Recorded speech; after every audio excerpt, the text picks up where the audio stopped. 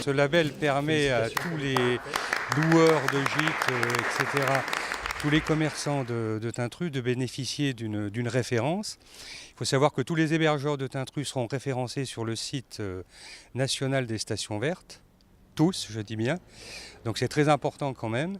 C'est une vue nouvelle sur Tintrus qui permet de se faire connaître. Et puis évidemment, pour arriver à ce stade de labellisation, il y a eu des mois de travail. J'ai bien été aidé, je vous l'ai dit, par des collègues d'Anould, notamment par l'Office de tourisme de Saint-Dié-des-Vosges. Et finalement, c'est du travail, mais je pense que dans les années à venir, ça portera ses fruits et que pour Tintrus, ça n'en sera que mieux au niveau touristique et surtout économique. Beaucoup a été fait, mais beaucoup reste à faire en matière de tourisme.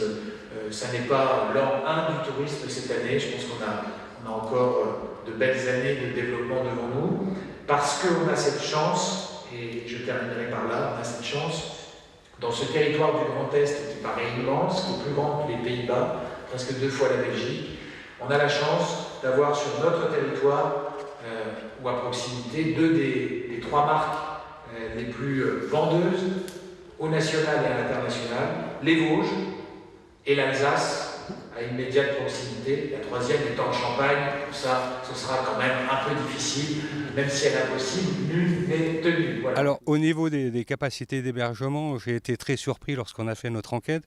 Ce qu'il faut savoir, c'est que les résidences secondaires comptent chacune pour 5 lits, puisqu'on parle en lits finalement en capacité d'hébergement.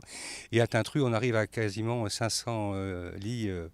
Donc c'est très important en comptant les hébergeurs, l'auberge La Chariole, etc., qui ont de nombreuses chambres d'hôtes. On espère, avec ce label Station Verte, pouvoir attirer beaucoup plus de touristes. On a quand même certains atouts.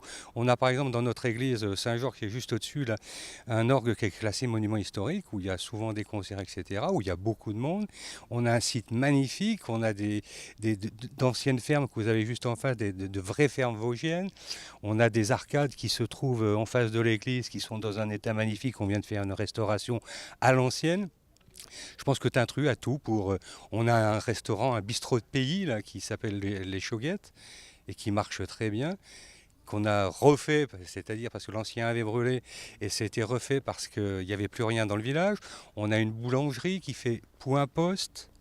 Ça compte aussi dans les critères pour obtenir le label, ça, qui vend du gaz. Ça paraît anodin, mais c'est très important dans un petit village.